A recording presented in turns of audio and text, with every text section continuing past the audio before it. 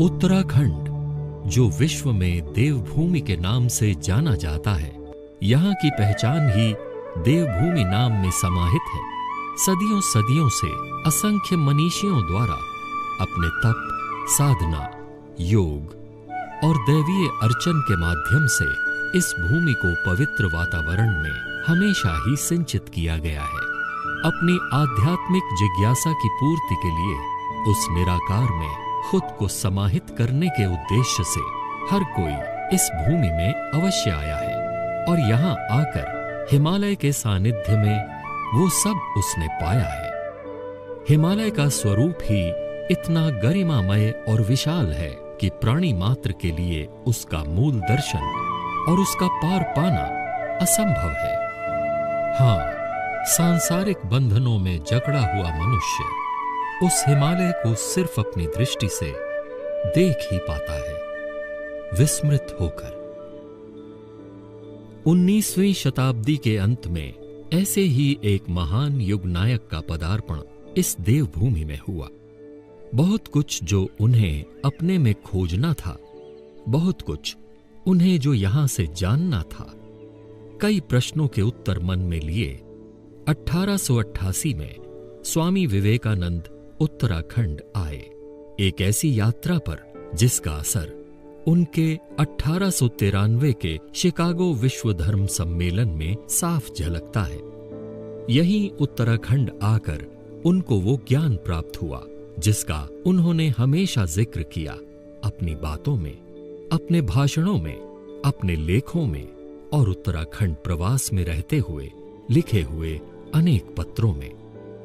विश्ववरेण्य विवेकानंद, जिनके संबंध में प्रसिद्ध साहित्यकार रोमा रोला का कहना था, जब वो भारतवर्ष आना चाहते थे और उन्होंने कवि गुरु रविन्द्रनाथ टैगोर से पूछा कि मैं भारतवर्ष आना चाहता हूं, उससे पूर्व मैं भारतवर्ष को जानना चाहता हूं। गुरुदेव ने उनको पत्र में लिखा, आप यदि भारतवर्ष को जानना चाहते हैं तो विवेकानंद को पढ़िए, उसमें सब कुछ धनात्मक है, ऋणात्मक कुछ भी नहीं। युग नायक, जो कि 3 भाग में लिखा गया है, उसके पहले भाग में एक पृष्ठ पर स्पष्ट लिखा है कि स्वामी विवेकानंद ने अपने मित्र गंगाधर, जो बाद में अखंडानंद नाम से जाने गए, उनको कहा कि हमें सीधा उत्तराखंड जाना होगा। ये बात उनकी उत्तराखंड हिमालय के प्रति अगाध श्रद्धा और प्रेम को दर्शाती है और यही कारण रहा कि वो कालांतर में उत्तराखंड आते रहे। स्वामी विवेकानंद जी के उत्तराखंड आगमन तथा प्रवास की समयावधि वर्ष 1888, 1890, 1897, 1898, 1900 तथा 1901 रही। इस दौरान उन्होंने अपना बहुमूल्य समय उत्तराखंड के कुमाऊं क्षेत्र में बहुत सी सुंदर जगहों में व्यतीत किया। उत्तराखंड में विवेकानंद ने नैनीताल, अल्मोड़ा, चंपावत, लोहाघाट, मायावती, श्रीनगर टिहरी, ऋषिकेश, देहरादून आदि स्थलों में भ्रमण के साथ साथ योग साधना भी की। अगर उनके उस समय के यात्रा पथ में पड़ने वाले स्थलों को एक रेखा में बांधा जाए तो हमें एक संपूर्ण परिपथ मिलेगा जिस पर उत्तराखंड जैसे पर्यटन प्रदेश को स्वामी विवेकानंद जी की पगधूलि पर चलने वालों को निमंत्रण देना आसान होगा, ताकि उसी परिपथ पर चलते हुए वो अनुभव सब ले सकें जो स्वामी जी ने महसूस किया था अपने प्रवास और यात्रा के दौरान। तो आइए उसी विवेकानंद पर्यटन परिपथ पर चलें। स्वामी विवेकानंद 1888 में हिमालय यात्रा के उद्देश्य से कलकत्ता से ऋषिकेश पहुंचे। यहां वे कैलाश आश्रम में रुके। कैलाश आश्रम में उन्होंने अपने गुरु भाइयों और युवा साधु सन्यासियों से तत्कालीन विषयों पर वार्तालाप किया। अन्य साधु संतों के साथ आज भी उनका नाम वहां स्थित एक प्रस्तर स्तंभ में अंकित है। ऋषिकेश में ही गंगा के तट पर चंद्रेश्वर मंदिर की एक छोटी सी गुफा में विवेकानंद ने ध्यान साधना की। आज भी ये गुफा दर्शनार्थ खुली हुई है। नैनीताल अल्मोड़ा मार्ग में कोसी जलधारा के तट पर काकड़ी घाट है। कोसी नदी में एक जलधारा सरोता भी यहीं पर मिलती है। 1890 में विवेकानंद जी अल्मोड़ा जाते हुए यहां रुके। प्रकृति की गोद में ऐसे वातावरण में रुकने का मन हुआ और वे यहीं रुक गए। विवेकानंद जी ने पीपल वृक्ष की छाया में ध्यान साधना की। इस स्थान के आलोक ने उन्हें अनेक प्रश्नों के उत्तर दे दिए। विवेकानंद जी ने अपनी नोटबुक में अपने ध्यान के अनुभव को लिखते हुए गुरु भाई से कहा कि ये स्थान तो ध्यान करने के लिए उपयुक्त है। उन्हें अणु ब्रह्मांड परमाणु का ज्ञान हो चुका था। यहां से प्राप्त ज्ञान और दर्शन को उन्होंने शिकागो में आयोजित धर्म सम्मेलन में अपने संबोधन का मूल बनाया। अल्मोड़ा पहुंचने से पहले ही एक स्थान है करबला। ये स्थान काकड़ी घाट से अल्मोड़ा पैदल मार्ग पर विवेकानंद जी के पथ में था। काकड़ी घाट से अल्मोड़ा पैदल चलते हुए स्वामी विवेकानंद जी थककर लगभग मूर्छित से होने लगे। विवेकानंद जी के गुरु भाई स्वामी अखंडानंद जी पानी लेने के लिए चले गए। इसी समय पास के कब्रिस्तान से एक फकीर ने उन्हें ककड़ी देते हुए कहा कि इसे खा लीजिए। स्वामी विवेकानंद जी ने कहा कि तुम ही मुझे खिला दो। तो इस पर फकीर ने बताया कि मैं मुस्लिम हूं, मैं आपको नहीं खिला सकता। स्वामी जी बोले, तो क्या हुआ, तुम भी मेरे भाई हो, तुम ही खिला दो। इस पर फकीर ने उन्हें ककड़ी खिलाकर उनकी प्यास बुझाई। 7 वर्ष बाद जब शिकागो यात्रा के बाद प्रसिद्धि पाकर स्वामी जी पुनः अल्मोड़ा आए तो अपने अभिनंदन समारोह में नगरवासियों की भारी भीड़ के बीच उस फकीर को देखा तो पास जाकर फकीर को मंच पर लाए और उस घटना को बताते हुए जन समूह के बीच फकीर का धन्यवाद अदा किया। कठिन चढ़ाई के बीच चीड़ के पेड़ों की छाया में आज ये विवेकानंद स्मारक विश्राम स्थल के रूप में है। सैलानी और पैदल यात्री इस स्थान पर आज भी विश्राम करते हैं। अल्मोड़ा से लगभग 8 किलोमीटर की दूरी पर ऊंची पहाड़ी कसार देवी है। पहाड़ी की ऊंचाई पर देवी का मंदिर है। हिमालय के सुंदर नजारों के बीच यहां से अल्मोड़ा नगर सहित दूर दूर तक फैली घाटियों और छोटे छोटे गांवों के दृश्य अनुपम हैं। संसार में उन स्थानों की सूची में कसार देवी सम्मिलित है जहां धरती में सकारात्मक ऊर्जा के चुंबकीय स्रोत विद्यमान हैं। स्वामी विवेकानंद अपने अल्मोड़ा प्रवास के दौरान इस स्थान पर आए तथा कई दिनों तक कसार देवी के निकट ही एक शिला में ध्यान लगाया, जहां शांति और सौंदर्य में सकारात्मक ऊर्जा से उनका आभा मंडल चमक उठा। कसार देवी का संपूर्ण इलाका आजकल पर्यटकों और सैलानियों की खुशगवार सैरगाह के रूप में प्रचलित है। अल्मोड़ा नगर की पश्चिमी पहाड़ी की ऊंचाई पर स्याही देवी का मंदिर है। सघन वनों के साथ यहाँ प्रकृति का सौंदर्य बिखरा है और वातावरण शांत है। स्वामी विवेकानंद जी अल्मोड़ा प्रवास के दौरान अपने एकांतवास हेतु यहाँ पहुंचे।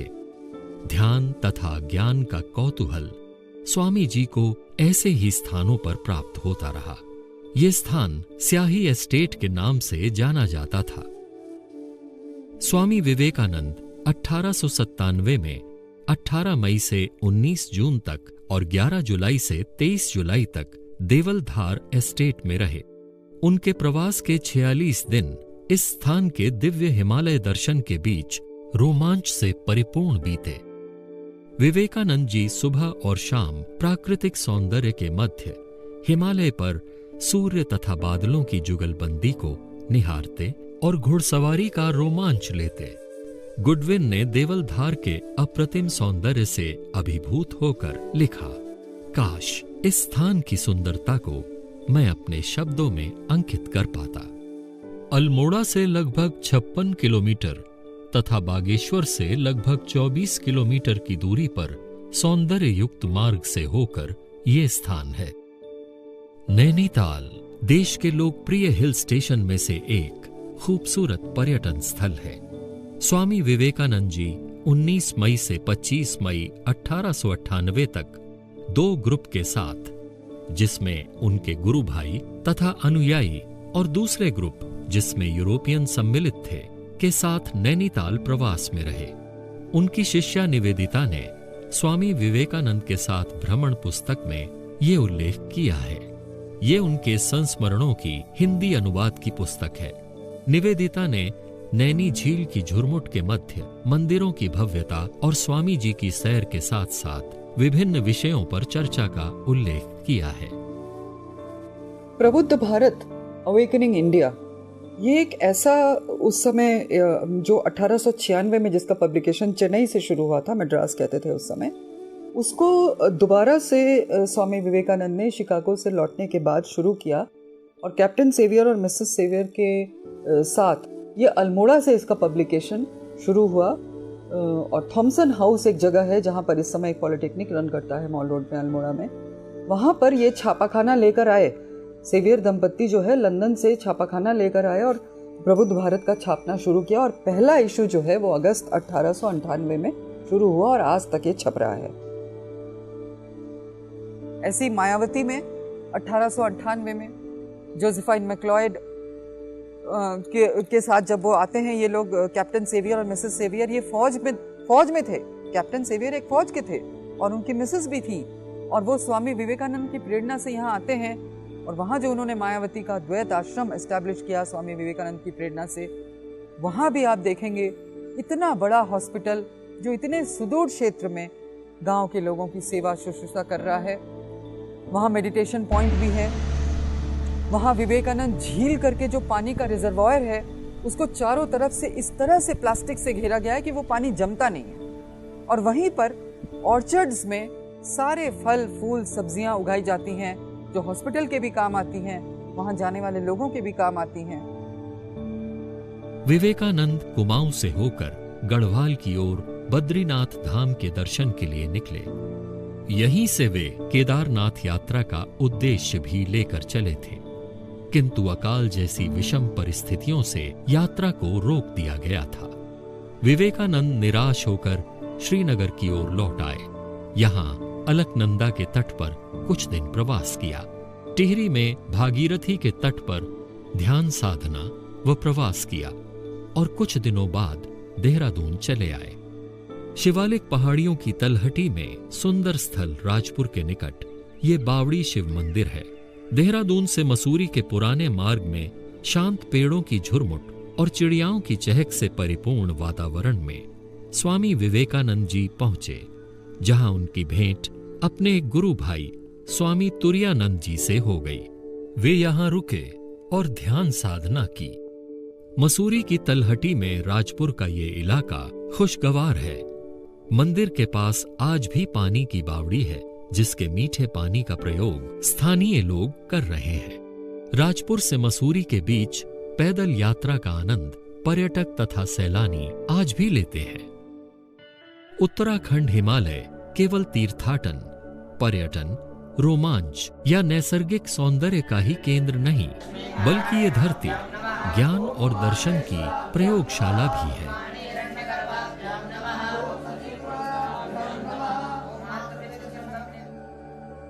सदियों सदियों से ऋषि मुनियों से लेकर तीर्थयात्रियों और पर्यटकों तक का निरंतर प्रवाह केवल भ्रमण तक ही सीमित नहीं रहा, बल्कि जीवन दर्शन तथा दिशा प्रदान करता रहा है। असंख्य उदाहरणों के बीच यदि हम सिर्फ पूरे विश्व में भारत की आध्यात्मिकता तथा दर्शन को स्थापित करने वाले स्वामी विवेकानंद के उत्तराखंड हिमालय में उनके भ्रमण पर नजर डालें तो पाते हैं कि हिमालय के इसी भाग में उन्हें जो अनुभूति और स्पंदन मिला, उसी से उन्होंने अपने दर्शन दृष्टिकोण को विशिष्ट स्वरूप प्रदान किया। यही कारण है कि स्वामी विवेकानंद उत्तराखंड में एक बार नहीं अनेक बार आए। आइए इस पथ की अनुभूति को अपने में समाहित करने इसी विवेकानंद परिपथ पर उत्तराखंड में